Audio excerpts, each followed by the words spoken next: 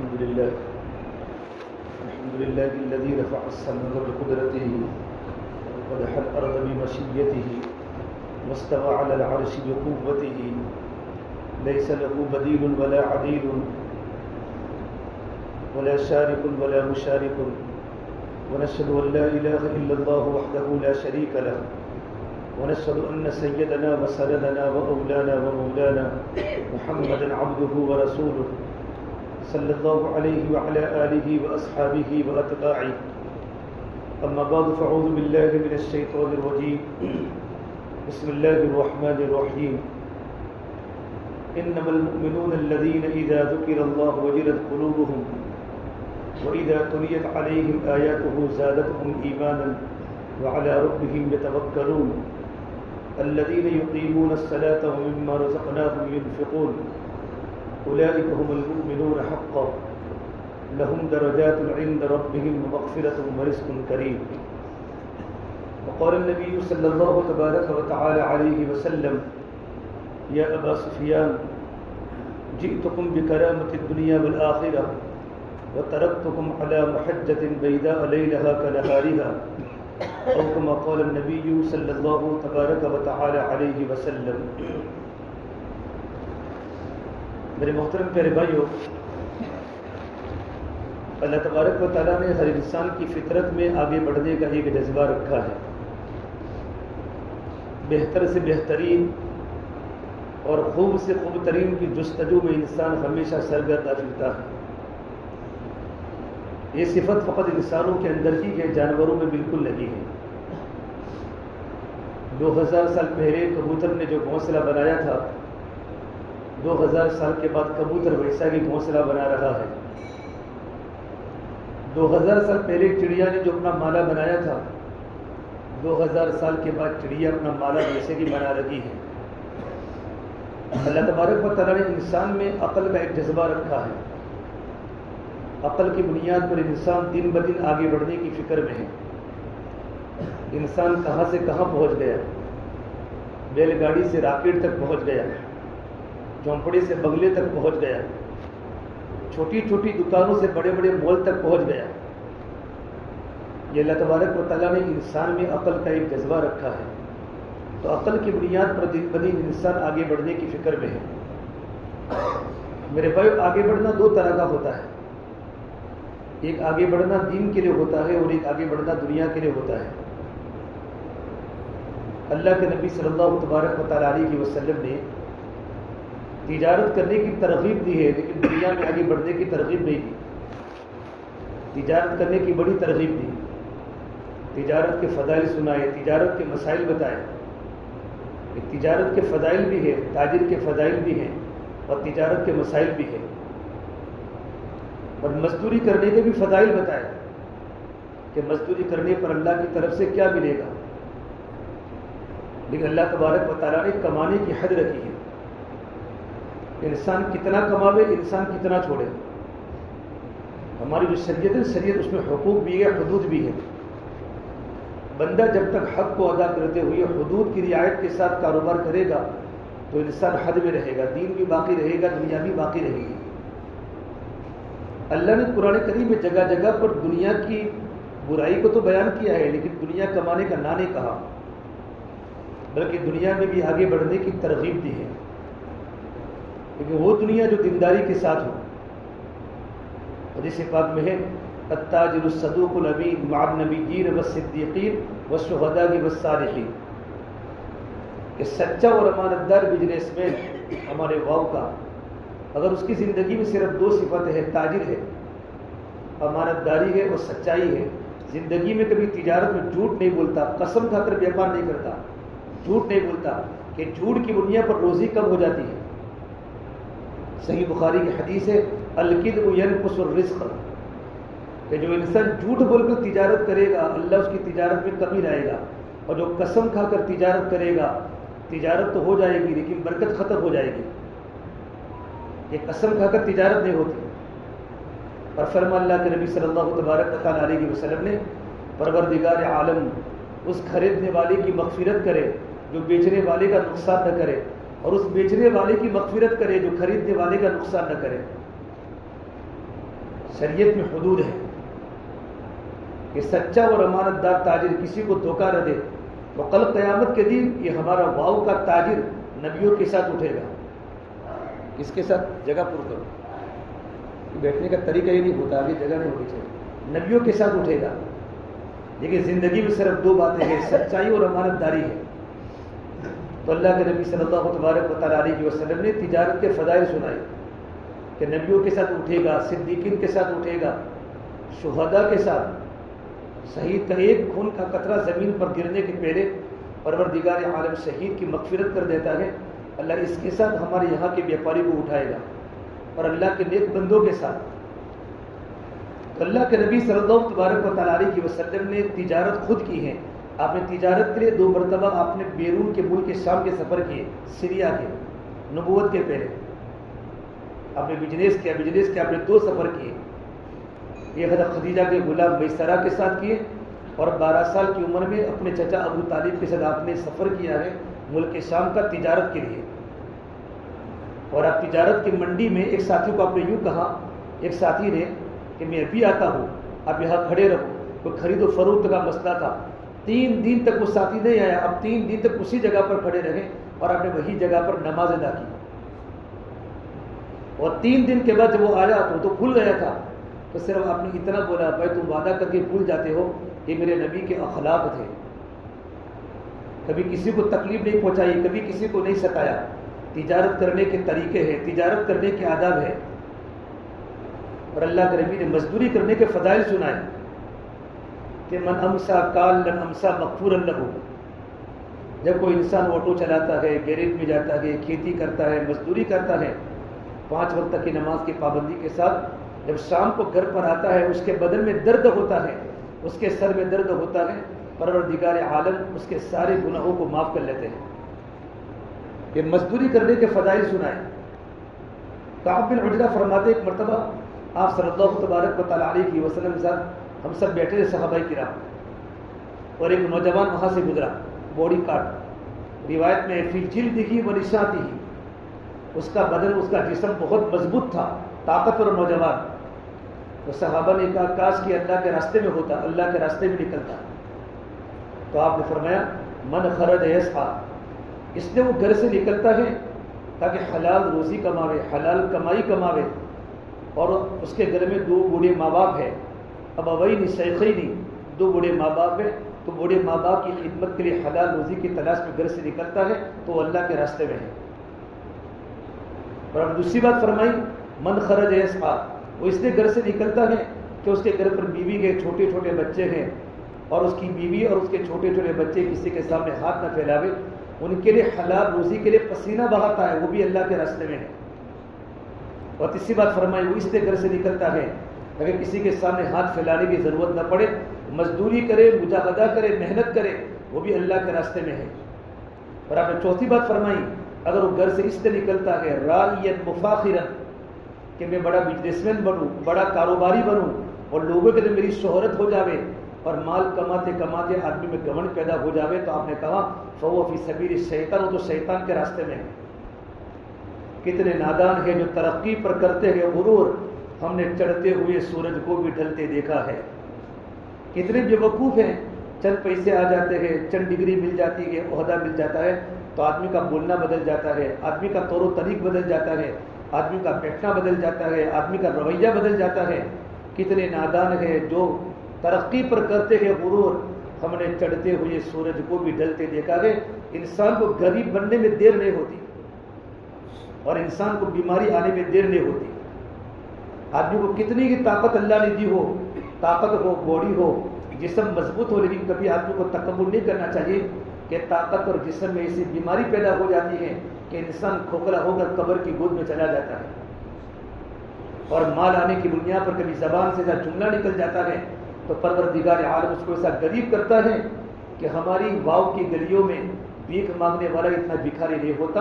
اتنا بڑا وہ بھکاری بن کے دنیا میں زندگی گزارتا ہے جن کی زندگی میں تکبر ہوتا ہے. اللہ کے نبی صلی اللہ علیہ وسلم نے تجارت کرنے کے فضائل سنائے، تجارت کرنے کے مسائل بتائے، لیکن آپ نے فرمایا دنیا کی محبت ہر گناہ کی جڑ ہے. حب الدنیا رأس کل خطیئہ، کہ دنیا کی محبت ہر گناہوں کی جڑ ہے۔ جب دنیا کی محبت پیدا ہو جاتی ہے تو بھائی بھائی کا نہیں رہتا، جب دنیا کی محبت پیدا ہو جاتی ہے تو بھائی بہن کا نہیں ہوتا، اور بہن بھائی کے لیے ہوتی۔ دنیا کی محبت ہزاروں بیماریوں کی بنیاد ہے، ہزاروں گناہوں کی جڑ ہے۔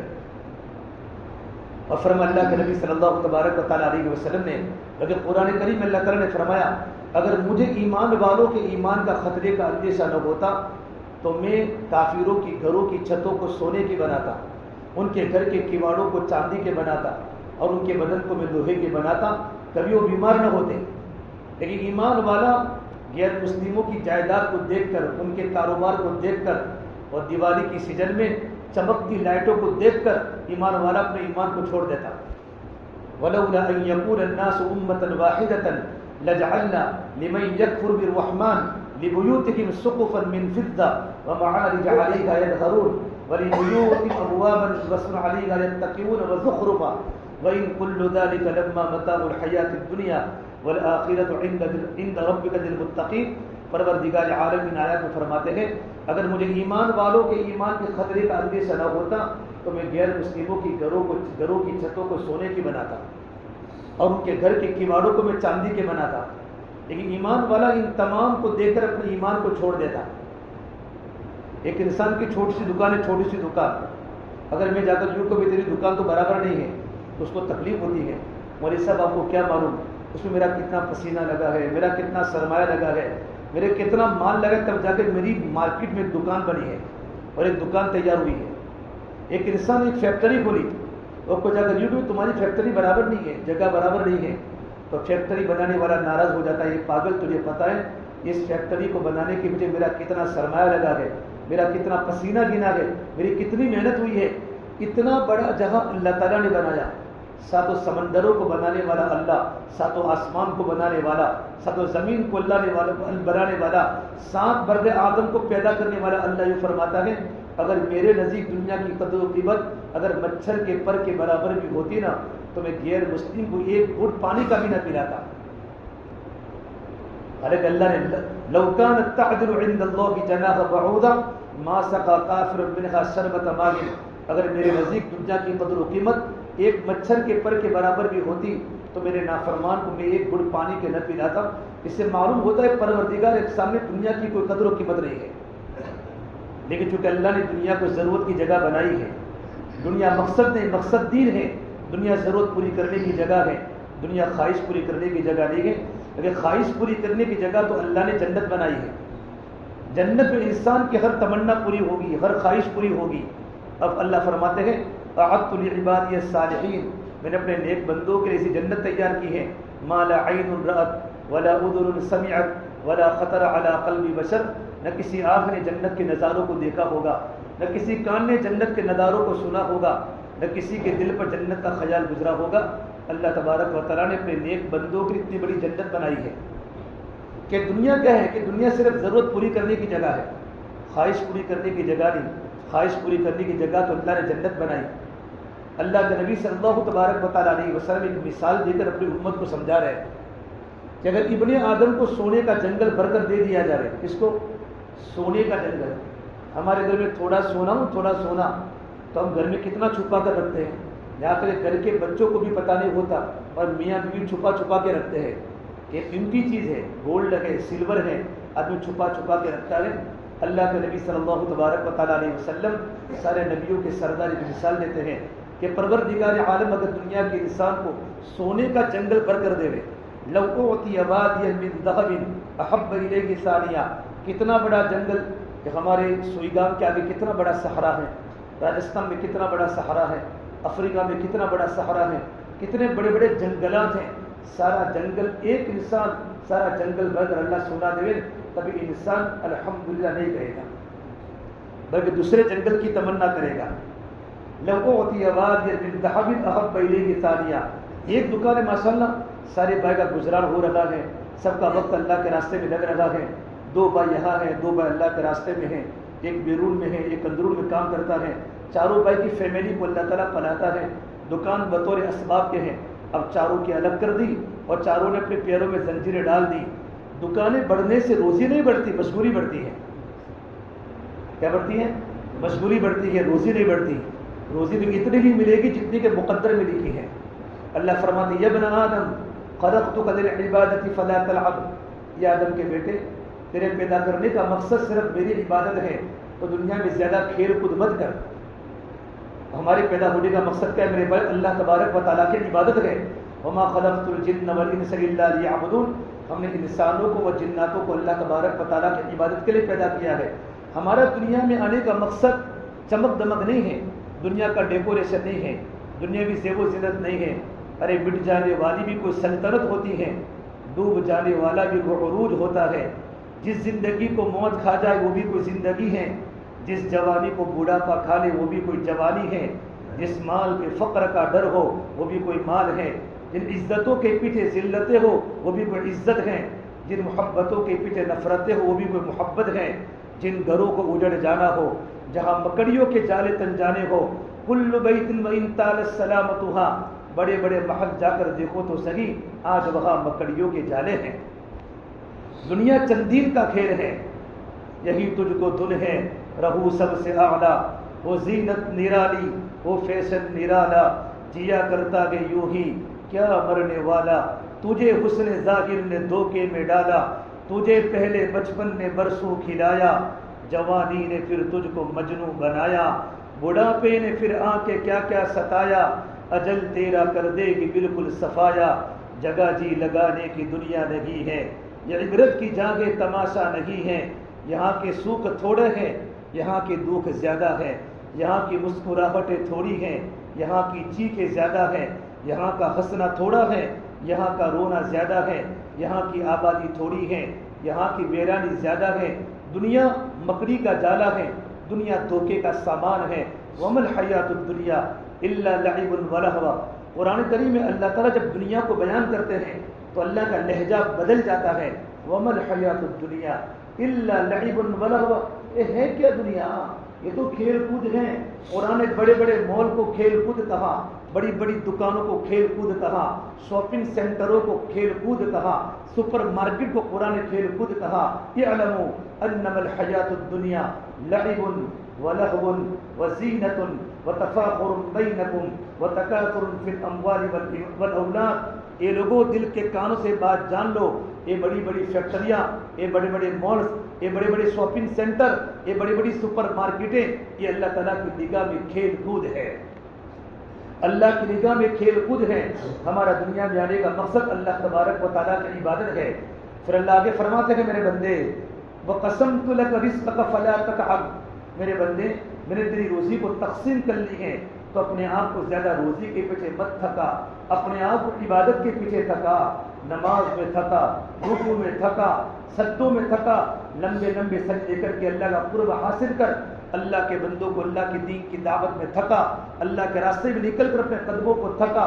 تھکنے کی چیز تو عبادت ہے، تھکنے کی چیز تو اللہ کا راستہ ہے، تھکنے کی چیز تو راتوں کی تہجد ہے۔ میرے آقا صلی اللہ تبارک و تعالیٰ علیہ وسلم کے بارے میں عائشہ فرماتی ہے آپ اتنی لمبی لمبی نمازیں پڑھتے تھے، ہر نبی میں 40 انسانوں کی طاقت ہوتی ہے، اور میرے آقا تو نبیوں کے سردار ہے، اتنے بڑے پیغمبر، اتنے بڑے نبی اتنی لمبی نمازیں پڑھتے تھے کہ پیروں پر ورم آ جاتا تھا، حتیٰ تورت قدماہ، 20 رکعت تراویح پڑھنے پر پیروں میں ورم نہیں آتا، 40 رکعت کے نماز پڑھنے پر پیروں میں ورم نہیں آتا۔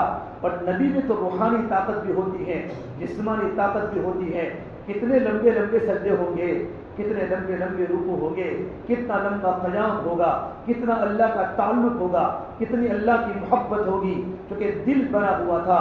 نبیوں کے دل میں اللہ کی محبت ہوتی ہے۔ میرے بھائیوں، میرے اور آپ کے دل غلاظتوں کے گٹر بن چکے ہیں، دلوں میں اندھیرا چھا چکا ہے۔ آج ہر گھر بجلی کے قمقموں سے روشن ہے، پر دل کالی رات سے زیادہ تاریک ہے۔ مصنوعی قہقہے گونجتے ہیں، پر دل خون کے آنسو روتا ہے۔ چہرے ان کے چمکتے ہیں، پر دل کے اندر ویرانی ہے۔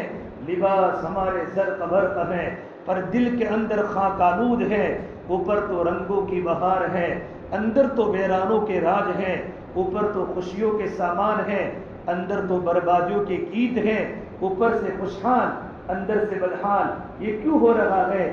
دل کسی اور کی محبت میں چلا جا چکا ہے، دل اللہ کی محبت سے خالی ہو چکا، دل غلاظتوں کا گٹر بن چکا، دل کی دنیا اندھیری بن چکی، دنیا نے دلوں کو جگہ پکڑ لی، دل سے اللہ کی محبت نکل گئی۔ اللہ کی محبت ہوتی نا تو سجدوں میں انسان تڑپتا، رکوع میں تڑپتا، اللہ کے راستے میں نکل انسان تڑپتا، محنت کرتا۔ ہمارے پورے واؤ کا ایک نوجوان بے نمازی نہ رہے، رمضان میں بے روزہ نہ رہے، گھر کی عورت بے پردہ نہ رہے، گھر کا مرد بے نمازی نہ رہے۔ اللہ تبارک و تعالیٰ اندر کی فکر کو بیدار کرتا، اندر کی فکر کو اجاگر کرتا۔ لیکن میرے بھائیو، ہماری محنت جسم پر ہو رہی ہے، ہماری محنت دل پر نہیں ہو رہی۔ اللہ کے نبی صلی اللہ تبارک و تعالیٰ علیہ وسلم نے اپنی محنت کا میدان صحابہ کرام کے جسم کو نہیں بنایا، اپنی محنت کا میدان صحابہ کرام کے دل کو بنایا۔ جب دل بدل جاتے ہیں تو چہرے بھی بدل جاتے ہیں، جب دل بدل جاتے زندگیاں بدل جاتی ہیں۔ اس لیے اللہ کے نبی صلی اللہ تبارک و تعالیٰ علیہ وسلم نے فرمایا، انسان کی باڈی میں گوشت کا لوتھڑا ہے، ان فی الجسد لمضغۃ فإن صلحت صلح الجسد کلہ، جب وہ گوشت کا لوتھڑا صحیح سالم ہوتا ہے تو پوری باڈی صحیح سالم ہوتی ہے۔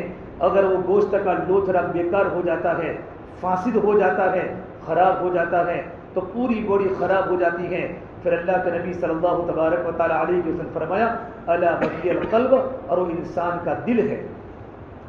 جب دل بن جاتا ہے تو زندگی بدل جاتی ہے، جب دل بنتا ہے تو آنکھوں کا دیکھنا بدل جاتا ہے، کانوں کا سننا بدل جاتا ہے، زبان کے بول میٹھے ہو جاتے ہیں، ہاتھوں کا پکڑنا صحیح ہو جاتا ہے، پیروں کا چلنا صحیح ہو جاتا ہے، ہمارا پورا کا پورا وجود اللہ تعالیٰ کی فرما برداری میں چلا جاتا ہے۔ جب دل بدل جاتا ہے تو دلوں کو بنانے کی محنت دعوت کی محنت، جیسے ہمارے دل بدلتے ہیں۔ حضرت اللہ سے فرماتے تھے کہ اللہ تبارک و تعالیٰ نے اعمال دعوت میں دلوں کے پلٹنے کی صلاحیت رکھی ہے۔ ہزاروں انسانوں کی زندگیاں پلٹ گئی، ہزاروں انسانوں کے جذبات پلٹ گئے۔ جب دل کی دنیا بدل جاتی ہے تو انسان کے دل کا رخ دکان پر بیٹھے بیٹھے بھی اللہ کی طرف ہوتا ہے، گاہکوں کی لائن ہوتی ہے، نماز کا وقت ہوتا ہے، اذان کی آواز ٹکراتی ہے، تکبیر اولیٰ نہیں چھوڑتی کہ میرے دل میں صرف اللہ ہے، اللہ کی محبت ہے، اللہ کا تعلق ہے، گاہکوں کی بھیڑ ہے، سیزن ہے، آف نہیں آن سیزن ہے، اللہ ہی دنیا کو دیتا ہے۔ اللہ اس وقت بندے کا امتحان لیتا ہے کہ میرے بندے کے دل میں، میرے بندے کے کان میں میرے نام پڑا ہے، اللہ اکبر، اللہ بڑا ہے۔ ارے میرے بندے، تو یوں سمجھتا ہے میری دکان بڑی ہے، میرے مال بڑے ہیں، بازار کی سب سے مشہور دکان میری ہے، چاروں طرف گاہکوں کی بھیڑ ہے۔ اب اللہ ایک طرف بلاتا ہے، اللہ اکبر، اللہ سب سے بڑا ہے۔ اگر آپ بھی اس وقت کاروبار کو بند کر کے تالا لگا کر خدا کے گھر کی طرف بھاگتا ہے تو اللہ کی نگاہ میں بندہ کامیاب ہو جاتا ہے۔ عبداللہ بن عمر فرماتے ہیں کہ میں مدینہ منورہ کے بازار میں کھڑا تھا، اچانک عصر کی اذان ہوئی، میں نے مدینہ منورہ کے تاجروں کو دیکھا، بزنس مین کو دیکھا، ان کے کان میں اللہ اکبر کی آواز سنتے ہی دکانیں کھلی ہوئی ہیں، اور تابعین اور مدینے کے بڑے بڑے بزنس مین، مدینے کے تاجر اس طریقے پر مسجدوں میں آ رہے ہیں جیسا کہ ان کو کسی نے بلایا ہو۔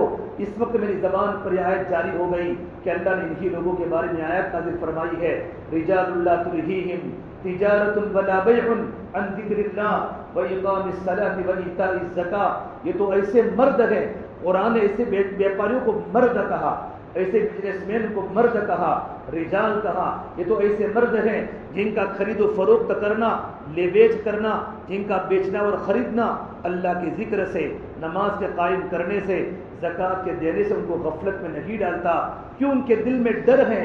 کس بات کا ڈر؟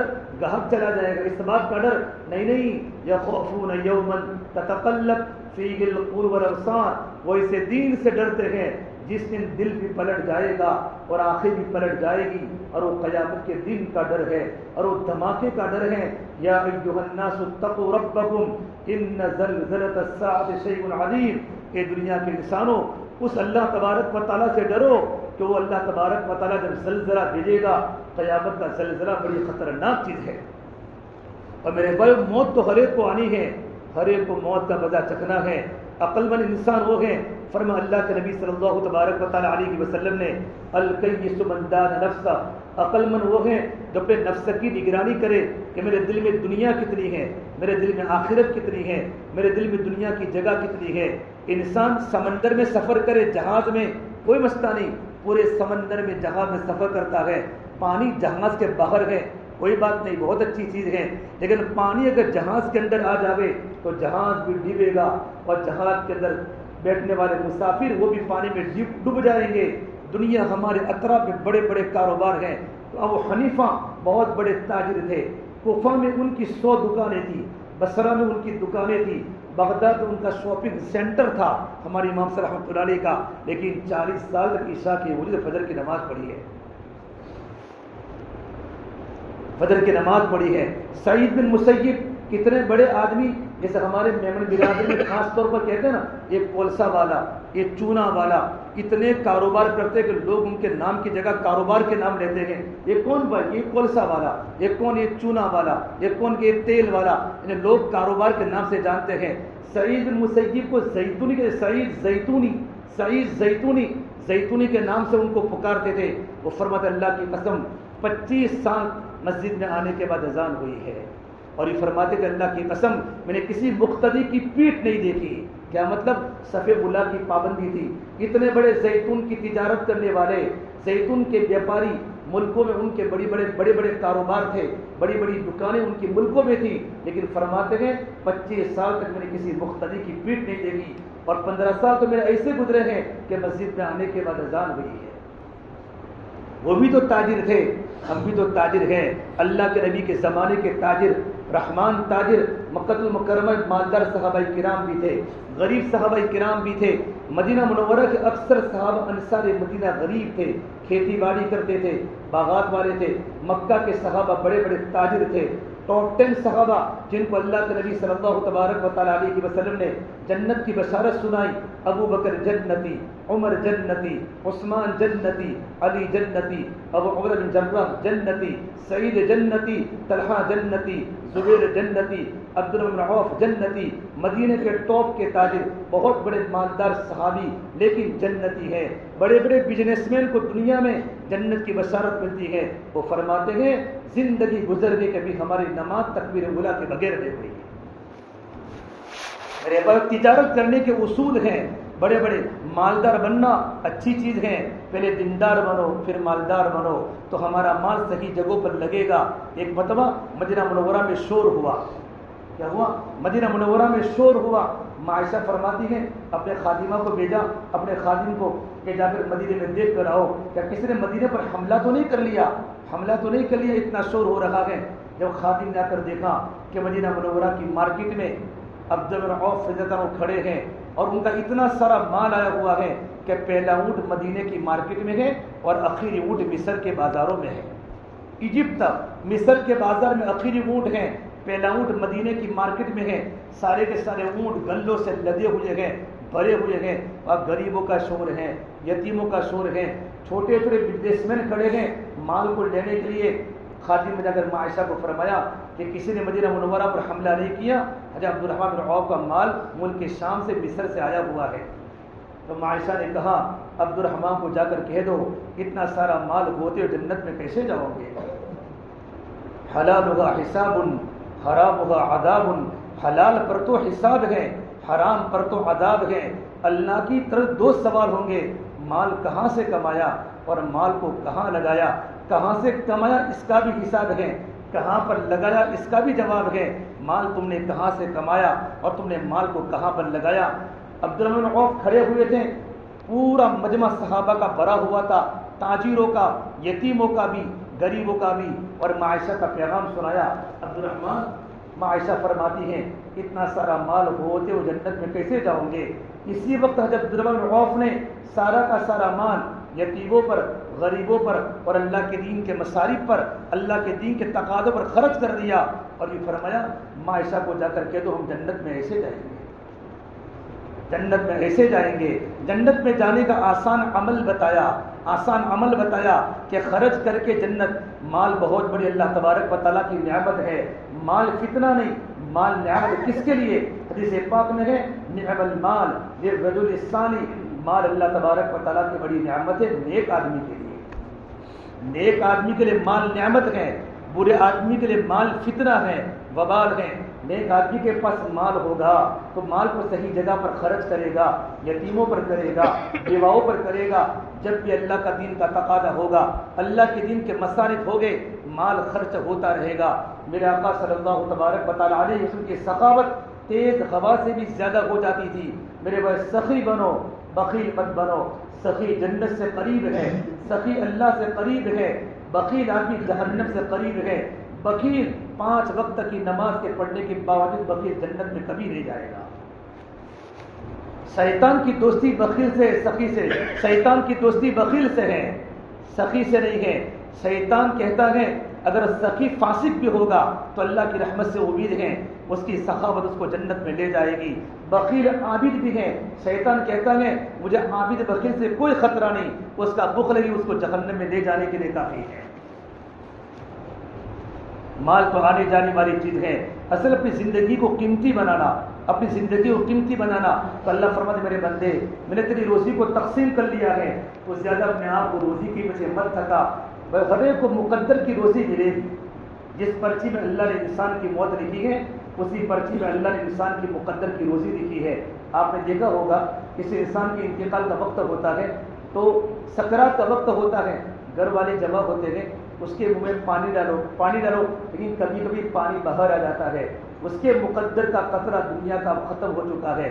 کبھی کبھی سانس تیز چلتی ہے، میڈیکل سائنس جو بھی کہتا ہو، لیکن فقہا نے کتابوں میں لکھا ہے سانس تیز اس لیے چلتی ہیں کہ اس کی دنیا میں رہنے کا وقت بہت کم ہے، سانسیں زیادہ ہوتی ہیں، تو پروردگار عالم سانس کو تیز کرتا ہے، جیسے آخری سانس ہوتی ہے انسان دنیا سے رخصت ہو جاتا ہے اور اللہ کا پیارا ہو جاتا ہے۔ میرے بھائیو، اٹھتی جوانیاں مت دیکھو، اٹھتے جنازے دیکھو، شادی کی بارات مت دیکھو، موت کے ماتم دیکھو۔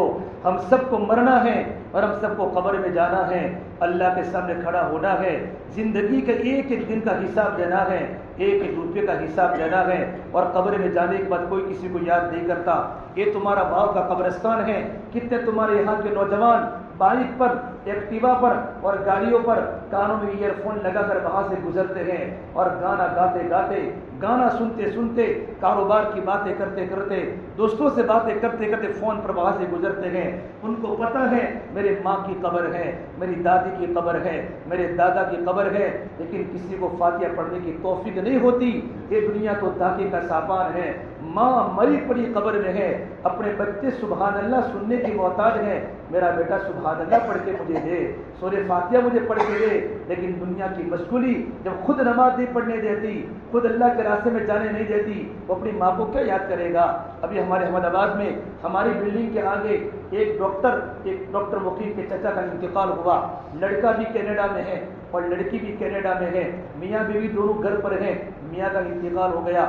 لڑکے کو بلایا کہ میرے پاس آنے کا وقت نہیں، بیٹی کو بلایا کہ تمہارا داماد نہ کہتا ہے۔ جنازہ اٹھانے والا کوئی نہیں تھا، غسل دینے والا کوئی نہیں تھا۔ بیٹے کو ایجوکیٹڈ تو بنایا لیکن دیندار نہ بنایا، بیٹی کو اسکول تو پڑھائی لیکن دیندار نہ بنائی۔ ایجوکیشن بغیر دینداری کے انسان کو گمراہی پر لاتا ہے۔ باپ کا جنازہ پڑا ہے، نہ بیٹی آنے کو تیار ہے نہ بیٹا آنے کو تیار ہے۔ یہ کون سی دنیا ہے جو باپ اور بیٹے کو الگ کر دے؟ یہ کون سی دنیا ہے جو بیٹی اور باپ کو الگ کر دے؟ یہ دنیا نہیں تو مال بہت بڑا فتنہ ہے۔ اس سے میرے بھائیو، اللہ سے ڈر کے زندگی گزارو۔ ہمیں مرنا ہے، ہمیں قبر میں جانا ہے۔ یہ کتنا مجمع بیٹھا ہوا ہے، رات کو سویا کہ کیا ہوا کہ دل کا دورہ ہوا، کہ کہاں لے گئے کہ تانیرا لے گئے، تھراس لے گئے، ڈیسا لے گئے، راستے میں انتقال ہو گیا۔ انتقال کے بعد اعلان ہوتا ہے مرحوم عثمان بھائی کا انتقال ہو گیا، لیکن ہر ایک کی زبان پر یہ ہوگا جنازے کا وقت کون سا ہے، جنازے کا وقت کون سا ہے۔ نام کو کٹ کر دیا جاتا ہے۔ اب دنیا میں تمہارا نام چلتا تھا، قبر میں نام نہیں چلے گا، قبر میں ڈگری نہیں چلے گی، قبر میں عہدہ نہیں چلے گا، قبر میں تمہارے اعمال دیکھے جائیں گے۔ کتنی تم نمازیں پڑھتے تھے، کتنے روزے رکھتے تھے، کتنا قرآن کی تلاوت کرتے تھے، تم کتنا اللہ کا ذکر کرتے تھے، تم رات کو کتنے مصلوں پر تڑپتے تھے۔ تمہارا بچہ میں نمازی تھا، بچہ کاروبار نہیں کرتا، تمہارے آنکھوں میں آنسو آئے، بچے کی بے دلی پر کبھی رونا نہیں آیا۔ محلے کے نوجوان شراب پیتے تھے، اپنے بیٹے کی نہ کمانے پر ماں بھی روئی، باپ بھی رویا۔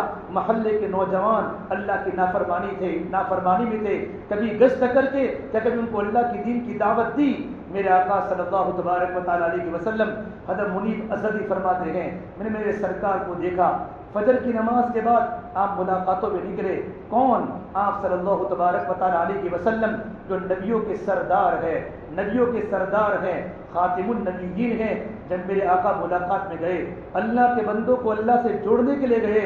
ارے میرے بھائیو، میں صرف نماز پڑھتا رہوں، میری بستی کے نوجوان بے نمازی ہو، میں قرآن پڑھتا رہوں اور قرآن طاقوں میں سجایا گیا ہو، رمضان کے علاوہ کوئی قرآن نہ پڑھتا ہو، کوئی اللہ کا ذکر نہ کرتا ہو، صرف میں پڑھتا رہوں. اللہ کی بارگاہ میں پوچھو کہ میرے بندے، تو نے میرے امت محمدیہ میں پیدا کیا تھا، تیری ذمہ داری خود ہی بھی دین پر چلنا تھی، اوروں کو دین پر چلانے تیری ذمہ داری تھی. آپ صلی اللہ تبارک و تعالیٰ علیہ وسلم فجر کی نماز کے بعد ملاقاتوں میں نکلے. ایک انسان کو آپ نے دین کی بات کی، اس نے میرے نبی کے چہرے پر تھوکا. کس کے چہرے پر؟ اللہ کے نبی کے چہرے پر. فَمِنْهُمْ مَنْ تَفَلَ فِي وَجْهِهِ، اللہ کے نبی کے چہرے پر تھوکا. میرے نبی کا چہرہ، قرآن میں اللہ نے نبی کے چہرے کی قسم کھائی ہے. وَالضُّحَىٰ، اے نبی تیرے روشن چہرے کی قسم. وَاللَّيْلِ إِذَا سَجَا، تیری سیاہ زلفوں کی قسم. مَا وَدَّعَكَ رَبُّكَ وَمَا قَلَىٰ، تیرا رب تجھے کیسے چھوڑ سکتا ہے. وَلَلْآخِرَةُ خَيْرٌ لَكَ مِنَ الْأُولَىٰ، نبی جی آخرت دنیا سے بہتر ہے. وَلَسَوْفَ يُعْطِيكَ رَبُّكَ فَتَرْضَىٰ، اے میرے پیارے محبوب، پروردگار عالم تیری قربانی کی بنیاد پر، تیرے مجاہدوں کی بنیاد پر اللہ آپ کو اتنا دینے والا ہے کہ نبی جی آپ راضی ہو جائیں گے. جب میرے سرکار جب مکے کی سرزمین پر محنت کر رہے ہیں، اللہ کے بندوں کو مسجد سے جوڑ رہے ہیں، اللہ کے بندوں کو اللہ کا تعارف کرا رہے ہیں، ایک انسان میرے نبی کے چہرے پر تھوکا. اتنا خوبصورت چہرہ. ماں عائشہ فرماتی ہیں کہ مصر کی عورتوں نے یوسف علیہ السلام کی خوبصورتی کو دیکھ کر اپنی انگلیاں کٹوا دی. کاش میرے محبوب کو دیکھتی تو اپنی گردنیں کٹوا دیتی. اے میرے نبی کا حسن تھا. حسان بھی ثابت فرماتے ہیں وَأَحْسَنُ مِنْكَ لَمْ تَرَ قَطُّ عَيْنِي وَأَجْمَلُ مِنْكَ لَمْ تَلِدِ النِّسَاءُ خُلِقْتَ مُبَرَّغًا مِنْ كُلِّ عَيْبٍ فَكَأَنَّكَ قَدْ خُلِقْتَ كَمَا تَشَاءُ. میرے سرکار کے بارے میں حسان بھی ثابت فرماتے ہیں ایسی ماں نے ایسا حسین بچہ نہیں جنا، کسی ایسی ماں نے اتنے اونچے خاندان والا بچہ نہیں جنا. میرے آقا تو ایسے اللہ نے پیدا کیے جیسے میرے آقا کی منشا تھی. حضرت آمینہ فرماتی ہیں جب میرے گود میں جب بچہ پیدا ہوا محمد عربی صلی اللہ تبارک و تعالیٰ علیہ وسلم، آپ نے پیدا ہوتے ہی آپ مختون پیدا ہوئے.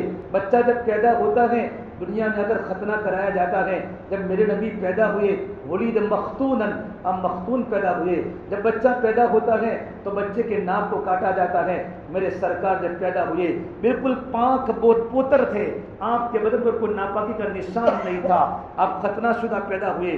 پیدا ہوتے ہی حضرت عثمان بن طلحہ کی والدہ فرماتی ہیں شفا میں وہاں موجود تھی، پورا کمرہ روشن ہو گیا. حضرت آمینہ فرماتی ہے صبح شادی کا وقت تھا، میں نے اس روشنی کے اندر میں نے ہیرا کے محلات کو دیکھا، میں نے قیصر کو دیکھا، میں نے کسرا کو دیکھا، میں نے حبشہ کو دیکھا. یہ اللہ تبارک و تعالیٰ کے پیغام ہے.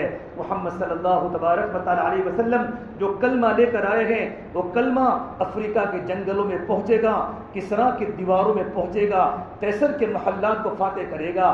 پھر میرے نبی نے سجدہ کیا. یوں نہیں کہ آپ سو گئے. ایک انسان جو بڑا ہو کر سجدہ کرتا ہے، آپ نے سجدہ کیا، شہادت کی انگلی کو آپ نے اونچا اٹھایا کہ میں توحید کا سبق لے کر آیا ہوں، لا الہ الا اللہ محمد الرسول اللہ. یہ توحید کا سبق ہے. جو لا کہا وہ لا ہوا، وہ لا بھی اس میں لا ہوا، جز لا ہوا کل لا ہوا. پھر کیا ہوا؟ اللہ ہوا.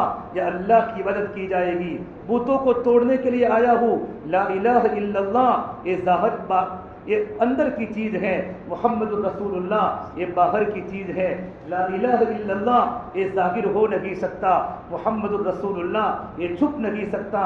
جب لا الہ الا اللہ جب دل میں اترتا ہے تو محمد الرسول اللہ ہماری زندگی میں ظاہر ہوتا ہے. ہمارے اخلاق بتائیں گے، ہماری معاشرت بتائے گی، ہمارے معاملات بتائیں گے، ہماری عبادات بتائے گی. یہ محمد الرسول اللہ کا غلام ہے. ایک نوجوان جب واؤ کی مارکیٹ میں نظروں کو جھکا جھکا کر بازار میں چلتا ہے، بازار کی ایک ایک چیز نظریں اٹھا اٹھا کر کہہ رہی ہیں یہ کون محمد کا دیوانہ جا رہا ہے، یہ کون عاشق غلام عاشق رسول جا رہا ہے، یہ کون میرے آقا صلی اللہ تبارک و تعالی علیہ وسلم کا فرما بردار جا رہا ہے۔ میرے بھائیو، یہ کلمہ زبان پر ہے، اس کلمے کو دل میں اتارو۔ آپ نے سجدہ کر کے امت کو پیغام دیا ہے، اے میری امت میں نماز کو لے کر آیا ہوں، اے میری امت میں نماز کو لے کر آیا ہوں، نماز کبھی مت چھوڑنا۔ آپ دنیا میں آتے ہی سجدہ کر کے امت کو نماز کی ترغیب دی ہے۔ جب دنیا سے جانے کا وقت آیا، ماں عائشہ فرماتی ہیں آپ کی زبان پر صرف 2 جملے تھے، الصلاۃ الصلاۃ وما ملکت ایمانکم، میری امت نماز کبھی مت چھوڑنا۔ میری امت اپنے ماتحتوں کے ساتھ، اپنے نوکروں کے ساتھ، اپنے خادموں کے ساتھ نرمی کا برتاؤ کرنا، اچھا برتاؤ کرنا، محبت سے پیش آنا۔ آپ نے 2 باتیں بتائی، حقوق اللہ میں نماز کو بتایا، حقوق العباد میں نرمی کرنے کا حکم دیا۔ آپ اللہ کے پیارے ہو گئے۔ پھر جیسے آپ نے سر اٹھایا، کمرے میں اچانک بادل آیا۔ بادل، حضرت آمینہ فرماتی ہے کہ کمرے میں بادل آیا اور میرے بچے کو ڈھانپ لیا۔ ابھی صرف 2-3 منٹ ہوئے پیدا ہوتے ہی، اور بادل میں سے آواز آئی، طوفوا بہ مشارق الارض ومغاربہا، اس بچے کو مشرق کا چکر لگاؤ، اس بچے کو مغرب کا چکر لگاؤ، لیعرفوا باسمہ ونعتہ وصورتہ، تاکہ ساری دنیا کے انسان اس بچے کی شان کو دیکھ رہے، یہ کتنی بڑی ہستی ہے، یہ کتنے بڑے پیغمبر ہیں، اور یہ کتنے بڑے نبی ہیں۔ اور بادل میں سے آواز آئی، وآتوہ خلق آدم، اسے آدم علیہ السلام کی اخلاق دو، ومعرفت شیس علیہ السلام کی معرفت دو، وشجاعت نوح علیہ السلام کی بہادری دو، وخلت ابراہیم علیہ السلام کی دوستی دو، واستسلام اسماعیل علیہ السلام کی قربانی دو، وحکمت لوط علیہ السلام کی حکمت دو، وفصاحت صالح علیہ السلام کی فصاحت دو، ورضا اسحاق علیہ السلام کی رضا دو، وبشرى یعقوب علیہ السلام کی بشارت دو، وجمال یوسف علیہ السلام کا جاہ و جمال دو، وشدت موسیٰ علیہ السلام کی شدت دو، وجہاد یوشع علیہ السلام کا جہاد دو، وحب دانیال علیہ السلام کی محبت دو، ووقار الیاس علیہ السلام کا وقار دو، وقلب ایوب علیہ السلام کا دل دو، ولحن داود علیہ السلام کی شیریں زبان دو، وطاعت یونس علیہ السلام کی اطاعت دو، وزہد عیسیٰ اور عیسیٰ علیہ السلام کی دنیا سے بے رغبتی دو، وغمدوہ فی اخلاق النبیین، سارے نبیوں کو اللہ نے جو دیا ہے، نبی کے پیدا ہوتے ہی ان کے دل میں سجا دو، حسن یوسف دم عیسیٰ ید بیدا داری، آنچے ہما خوبا دارت تو تنہا داری۔ ابھی میرے سرکار پیدا ہوئے ہیں، اور پیدا ہوتے ہی تمام نبیوں کی کیپیسٹی، تمام نبیوں کے کمالات، تمام نبیوں کی صلاحیت جب میرے نبی کی زندگی میں اتاری ہوگی۔ او سرکار 40 سال میں نبوت ملی، 63 سال میں جب اللہ کے پیارے ہوئے ہیں، کتنے بڑے کمالات والے نبی بنے کہ میرے آقا صلی اللہ تبارک و تعالی علیہ وسلم مدینہ منورہ سے باہر حرہ میں جا رہے ہیں، صحابہ کا مجمع ساتھ میں ہے، اور ایک بدو دیہات کا رہنے والا مری ہوئی گو کو لے کے آ رہا ہے۔ بے گو کو جانتے ہو نا، گو کو، مری ہوئی گو کو لے کر آتا ہے۔ آپ نے اس بدو کو دعوت دی، بدو ایمان قبول کر لے، تیرا کام بن جائے گا، میں اللہ کا نبی ہوں۔ بدو نے کہا اچھا، انت تقول من تقول، تو وہی ہے جو نبوت کا دعویٰ کرتا ہے، بدو ہے نا، تو وہی جو نبوت کا دعویٰ کرتا ہے۔ آپ نے کہا میں وہی ہوں۔ تو بدو نے کہا اگر تیری قوم نے اگر تجھے پناہ نہ دی ہوتی، لقتلت شر قتلۃ، تو میں تجھے بری طرح قتل کر دیتا۔ کس کو کہہ رہا ہے؟ سرکار مدینہ کو۔ حضرت عمر قریب تھے کہ یا رسول اللہ تھوڑی سی اجازت دے دو، اس کی گردن اڑا دو، اس کی گردن اڑا دو۔ تو آپ نے کہا عمر، درگزر کرنا نبوت کی شان ہوتی ہے، درگزر کرنا نبوت کی شان ہوتی ہے۔ آہ کرنا لبوں کو سی، عشق ہے دل لگی نہیں، سینے پہ تیر کھائے جا، قدم آگے بڑھائے جا، یعنی زبان حال سے کہہ دے کہ تو ستائے جا، ادھر آ ستمگر ہنر آزمائے تو تیر آزما، ہم جگر آزمائے پھمبڑی کا کام صبر کا ہے، یا پھولوں کے سین نہیں ہے یا تو کانٹوں کے سین ہے، یہ کام چالاکیوں کا نہیں ہے، یہ کام تو قربانیوں کا ہے، یہ کام جان بچانے کا نہیں ہے، جان کھپانے کا ہے۔ صحابہ نے راہ خدا میں اپنی لاشیں بھی چلائی ہیں۔ عمر صبر کرنا یہ تو نبوت کا کام ہوتا ہے، تو کہاں ایمان قبول کر، تو اس نے اپنی مری ہوئی گو کو نکالی، مری ہوئی گو کو نکالی اور یوں کہا انا لا اؤمن ھذا یؤمن الذب، میں ایمان قبول نہیں کروں گا جب تک میری گو ایمان قبول نہ کرے۔ کیسے دیہاتی تھے، کیسا ان کا دماغ تھا، میری گو ایمان قبول کرے گی تو میں ایمان قبول کروں گا۔ تو آپ نے کہا اچھا چل تیری گو کو نکال، اس نے گو کو نکالی، آپ نے کہا یا ذب، تو گو نے آنکھیں کھولی اور حضور کی طرف دیکھ کر کہا لبیک و سعدیک یا زین من وافا یوم القیامہ۔ واہ بھائی واہ، وہ نبی ہم کو ملے ہیں میرے بھائیو۔ اپنے آنکھوں میں حیا کا کاجل لگاؤ، اپنے کانوں کو قرآن کے نغموں سے آشنا کرو، اپنے چہرے کو حضور والا چہرہ بناؤ اور اپنے لباس کو حضور والا لباس بناؤ، اپنے ہاتھوں میں اللہ کے عشق کی ہتھ کڑیاں ڈالو، اپنے پیروں میں اللہ کی محبت کی بیڑیاں ڈالو اور اپنے گلے میں آپ صلی اللہ تبارک و تعالی علیہ وسلم کی اطاعت کا گلوبت ڈالو، لمبے لمبے سجدے کر کے اپنے ماتھے میں اللہ کے سجدے کا جھومر سجاؤ، پھر دیکھو تم کیسے اللہ کے پیارے لگو گے۔ اللہ بھی ہم سے محبت کرے گا، نبی بھی ہم سے محبت کریں گے۔ تو کہا لبیک و سعدیک، لبیک میں حاضر ہوں یا رسول اللہ، سعدیک میری خوش قسمتی کی انتہا ہے کہ آج مجھے میرے سردار سے باتیں کرنے کا موقع ملا ہے۔ پھر آگے یوں کہا یا زین من وافا یوم القیامہ، ایک قیامت کے دین کے ڈیکوریشن، ایک قیامت کے دین کو خوبصورت بنانے والے نبی آپ کیا کہنا چاہتے ہیں؟ یہ پڑھنے کے زمانے سے ترک سر سے میں پڑھتا تھا، مطالعہ کرتے کرتے حضور کے بہت سارے نام میرے اپنے کاپی میں لکھے ہیں، لیکن سب سے بہتر نام جو میرے نبی کو دیا وہ گو نے دیا ہے، یا زین من وافا یوم القیامہ، ایک قیامت کے دین کو خوبصورت بنانے والے نبی۔ کیا مطلب؟ قیامت کا دین تو اندھیرے کا دین ہوگا، الظلم ظلمات یوم القیامہ، قیامت کا دین تو اندھیرے کا دین ہوگا۔ وہ یوں کہہ رہی ہے نبی جی آپ کے ہوتے ہی قیامت کا دین بھی روشن ہو جائے گا، قیامت کا دین بھی روشن ہو جائے گا۔ پھر آپ نے گو کو ایمان کا سوال کیا، من تعبد، تو کس کی عبادت کرتی ہیں؟ تو گو نے جواب دیا وفی السماء عرشہ وفی الارض سلطانہ وفی البحر سبیلہ وفی الجنۃ راحتہ وفی النار عقابہ، میں اس خدا کی عبادت کرتی ہوں جس کا عرش آسمانوں میں ہے، جس کے مسخر کردہ راستے سمندروں میں ہیں، جس کی حکومت زمینوں میں ہے، جنت میں آرام ہے، جہنم میں سزا ہے۔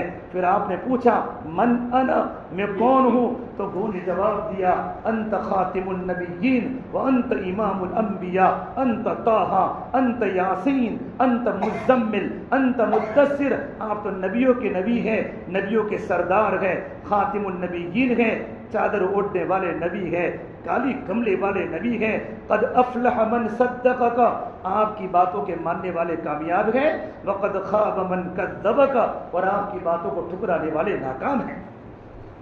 دیہاتی نے کہا یا رسول اللہ اشہد ان لا الہ الا اللہ واشہد ان محمدا عبدہ ورسولہ، اتنے بڑے سرکار گلیوں میں گشت کر رہے ہیں، اللہ کا تعلق جوڑ رہے ہیں، لوگ میرے نبی کے چہرے پر تھوکے، آپ تھوڑے سے آگے گئے، ایک انسان نے میرے نبی کے چہرے پر مٹی ڈالی، ومنہم من حصى علیہ التراب، چہرے پر تھوک بھی ہے، گرد و غبار بھی ہے، آپ تھوڑے سے آگے گئے، لوگوں نے حضور کو گالیاں بولی، ومنہم من سبہ حتی انتصف النہار، جہاں تک کہ سورج بالکل سر پر آ گیا، ظہر کا وقت ہو گیا، فجر کے بعد کے مکہ کی گلیوں میں گھوم رہے ہیں، اللہ کے بندوں کو اللہ کا تعارف کرانے کے لیے ظہر کا وقت آیا، جب گھر پر پہنچے ہیں تو چہرے پر گرد و غبار بھی ہے، تھوک بھی ہے، اور گالیاں سن سن کے میرے نبی کا دل ٹوٹ چکا ہے۔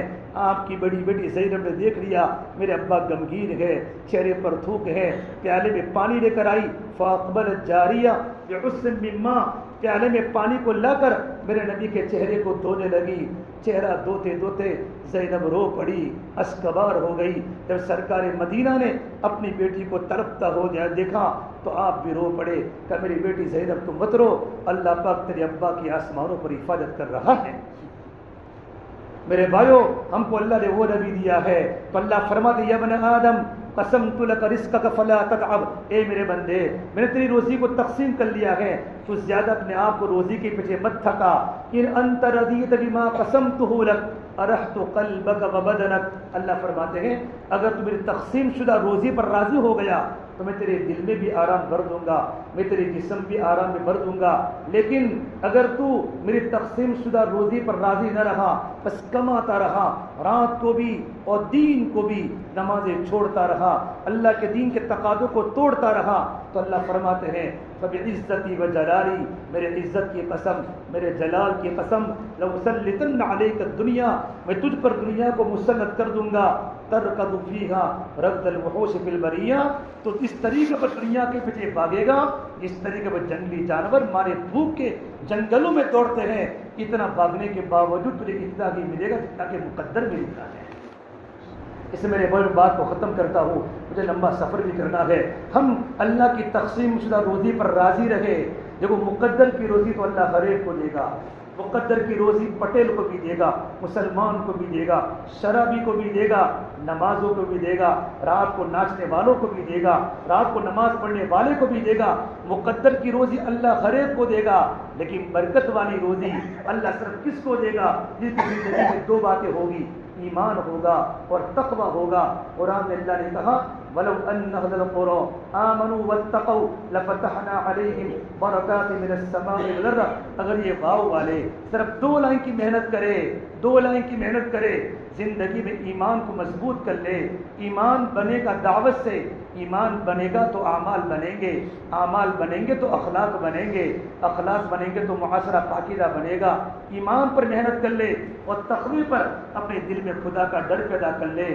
پایو رات کو خلوتوں میں اللہ سے ڈرو، کیا کیا لوگ دیکھ رہے ہیں، اللہ کو سب کچھ پتہ ہے، اللہ کو سب کچھ پتہ ہے، میری آنکھیں کن کن چیزوں کو دیکھتی ہے، اللہ چاہتا میری آنکھوں کی روشنی کو ختم کر سکتا تھا، میرے صبح میں نابینا اٹھا سکتا تھا، نہیں میرے بھائیو، میرے نبی کی دعاؤں نے ہمیں بچایا ہے، اسے دل میں تقوی پیدا کرے، حرام کا لقمہ ہمارے گھر میں نہ آوے، سود کا لقمہ ہمارے گھر میں نہ آوے۔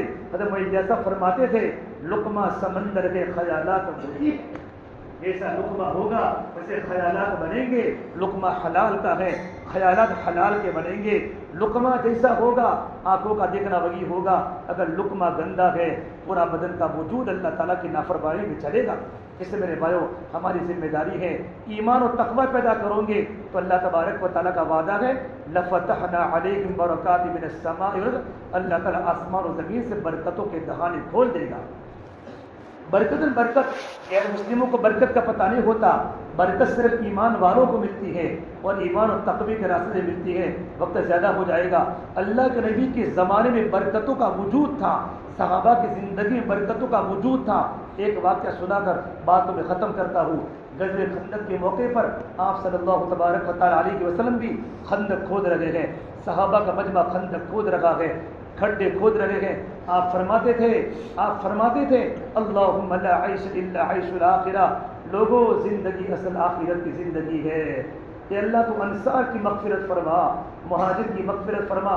آپ فرماتے تھے صحابہ کا مجمع خندق کھود رہا ہے، ٹھنڈی کا موسم ہے، مدینے کی سردی ٹھنڈی کا موسم ہے، صحابہ بھوکے ہیں۔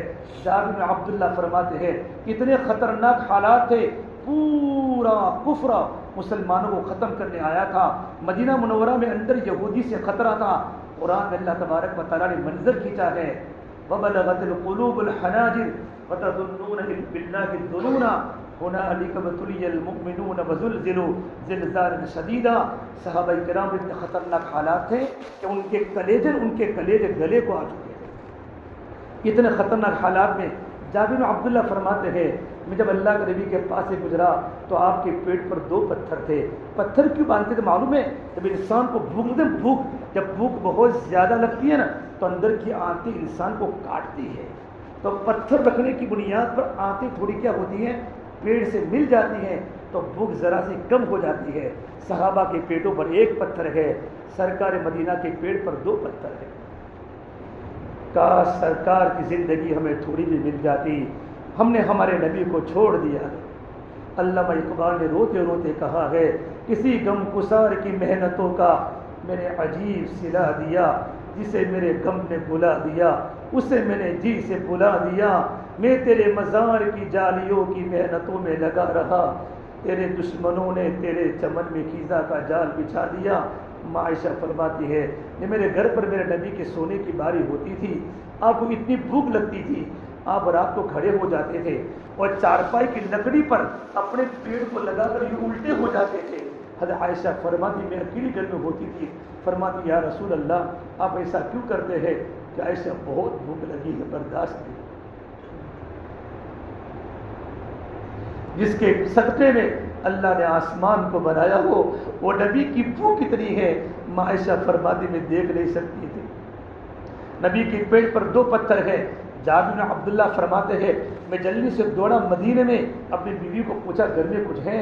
بیوی نے کہا ایک بکری کا بچہ ہے، تھوڑے سے جو پڑے ہیں، کہ بکری کے بچے کو ذبح کر لو، جو کی روٹی بنا لو، میں اللہ کے نبی کو دعوت دے کر آیا ہوں، میں نبی کی بھوک کو برداشت نہیں کر سکتا۔ حضور کے پاس آئے کہ یا رسول اللہ آپ کی دوپہر کی میرے گھر پر کھانے کی دعوت ہے اور آپ کے ساتھ 13 یا 14 صحابہ، انت رابع عشر انت خامس عشر، آپ کے ساتھ 14 یا آپ کے ساتھ 15 آپ نے دعوت دی اور خندق کھودنے میں مشغول ہو گئے۔ 1500 کا مجمع صحابہ کا خندق کھود رہا ہے، سردی کا موسم ہے، کڑاکے کی سردی ہے۔ جب خندق مکمل ہو گئی اور جب کھانے کا وقت ہوا تو آپ نے پورے 1500 کو کہا یا اہل الخندق، یہ خندق والو، حلم الی غدا جابر، سارے کے سارے چلو، حضرت جابر کے گھر پر کھانے کی دعوت ہے۔ دعوت کتنوں کو دی تھی؟ 15 کو، اور مجمع کتنا؟ 1500 کا مجمع۔ اور غدا یعنی دوپہر کی کھانے کی دعوت کو عربی میں غدا بولتے ہیں، شام کے کھانے کی دعوت کو عشاء بولتے ہیں۔ العشاء بعد العشاء، بولو عربی تو تھوڑا بولو، العشاء، یہ شام کا کھانا عشاء کے بعد، تو شام کے کھانے کو کیا بولتے ہیں عربی میں؟ عشاء، العشاء بعد العشاء، دوپہر کے کھانے کو غدا بولتے ہیں۔ تو دوپہر کی کھانے کی دعوت تھی، حلم الی غدا جابر۔ اب 1500 کا مجمع بھوکا جب چلنے لگا، جابر تو بیچارے 15 کی توڑے گھر پر سانس لگی ہوئی، بیوی نے پوچھا کیا ہوا؟ کہ بات بدل گئی ہے، 15 نہیں 1500 کا مجمع آ رہا ہے۔ کتنا؟ 15 نہیں 1500 کا مجمع۔ تو بیوی نے کہا انت تو نے کہنے میں غلطی کی ہوگی۔ علماء نے دیکھا ہے مدینہ کی عورتیں مدینہ کے شوہروں پر غالب تھی، ہماری طرح جیسے یہاں ہے، مدینہ کی عورتیں مدینہ کے شوہروں پر کیا تھی؟ نہیں، مدینہ میں عورتوں کی چلتی تھی، اور مکہ المکرمہ میں مرد عورتوں پر غالب تھے۔ کہ جابر تو نے کچھ کہا ہوگا، غلطی کی ہوگی؟ کہ نہیں، میں نے وہی کہا ہے 14 یا 15۔ تو پھر دعوت کس نے دی ہے؟ کہ حضور نے دی ہے۔ تو کہا جس نے دعوت دی وہی سنبھال لے گا۔ عورتوں کو یقین تھا یہ اللہ کی طرف سے ہے۔ میرے آقا صلی اللہ تبارک و تعالی علیہ وسلم آئے اور آپ دیگ پر بیٹھ گئے، 1500 کا مجمع کھانا کھا رہا ہے۔ آپ نے کہا شکم سیر ہو کر کھانا کھاؤ۔ تمام صحابہ کرام نے پیٹ بھر کے کھانا کھایا، تناول فرمایا۔ آپ نے کہا ہڈیوں کو وہاں رکھ دو۔ پھر کہا جابر کے گھر والوں تم بھی کھانا کھا لو۔ جابر کے گھر والوں نے سب نے کھانا کھایا، آپ نے خود تناول فرمایا تو کھانا ویسا کا ویسا بچا تھا۔ پھر آپ نے اللہ سے دعا فرمائی یہ اللہ تو جابر کی بکری کو زندہ کر دے۔ تو جابر کی بکری زندہ ہو گئی۔ آپ نے کہا لو جابر تمہاری بکری بھی لے لو، تمہارا کھانا بھی لے لو، تمہاری بکری بھی لے لو، تمہارا کھانا بھی لے لو۔ یہ برکت ایمان اور تقوی کی بنیاد پر تھی۔ خدا کرے ہماری زندگی میں ایمان آ جائے، ہماری زندگی میں تقوی آ جائے، اور میرا ایمان بنے گا دعوت سے، ایمان بنتا ہے دعوت سے، ایمان پکتا ہے مجاہدے سے، ایمان پکے گا مجاہدے سے، ایمان پھیلے گا اللہ کے راستے میں نکلنے سے، اور ایمان بچے گا بندوں کے حقوق کی ادائیگی سے، ایمان دعوت سے بنے گا۔ اسی محنت کو بنانے کے لیے اللہ کے نبی صلی اللہ تبارک و تعالی علیہ وسلم نے صحابہ کرام کو ملکوں میں بھیجا، صحابہ نے ملکوں میں جا کے قبریں بنائی۔ ہم جب اردن کے سفر میں تھے تو میں نے وہاں صحابہ کی بڑی قبریں دیکھی، جگہ جگہ پر صحابہ سوئے ہیں۔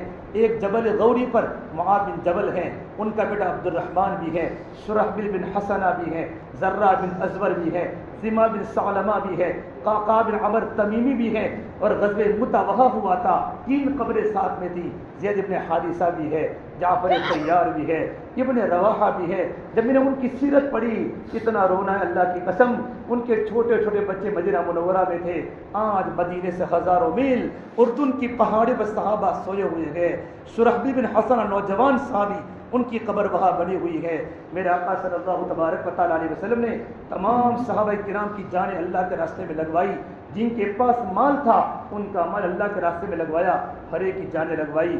حضرت علیہ السلام فرماتے تھے میں صرف دو باتیں امت میں چاہتا ہوں، ایک بات میں یہ چاہتا ہوں ہماری جماعتیں قریہ در قریہ، گاؤں در گاؤں، اقلیم در اقلیم، ملک در ملک، ہماری جماعت دیوانہ وار گم رہی ہو، اللہ کے کلمے کو پھیلا رہی ہو۔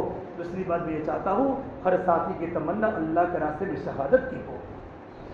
اس سے میرے بھائیو ہم اٹھے اللہ کے راستے میں نکلے، ہمارا کاریڈا کا اجتماع ہے، کب تک کاروبار کو چمکاتے رہوں گے اور کب تک دکانوں کو چمکاتے رہوں گے؟ ہمارے 4 بھائی ہیں، ایک بھائی کی ترتیب بناوے، 2 دکان میں پارٹنر ہے، ایک کی ترتیب بناوے، ہمارے واؤ میں جماعتیں آتی رہے، جماعتیں جاتی رہے، اللہ کاروبار میں ترقی دے گا۔ صحابہ کو اللہ نے کتنا مال بعد میں دیا ہے، صحابہ فرماتے ہیں ہم برسوں برس کماتے اتنا مال نہ ملتا جو اللہ کے راستے کی مشقت میں، قربانی میں اللہ نے ہمیں مال دیا ہے۔ ہماری ذمہ داری ہے اللہ کے دین کو زندہ کرنا۔ ایک مرتبہ اللہ کے نبی صلی اللہ تبارک و تعالیٰ علیہ وسلم نے اللہ کے راستے میں جانے کی تشکیل کی اور آپ نے آیت پڑھی وَسَارِعُوا إِلَىٰ مَغْفِرَةٍ مِّن رَّبِّكُمْ، لوگوں دوڑو اپنے رب کی طرف اور مغفرت کی طرف اور ایسی جنت کی طرف جس کی چوڑائی آسمان و زمین کے برابر ہے۔ تمام صحابہ کرام کھڑے ہو گئے، یا رسول اللہ ہم جانے کو تیار ہے۔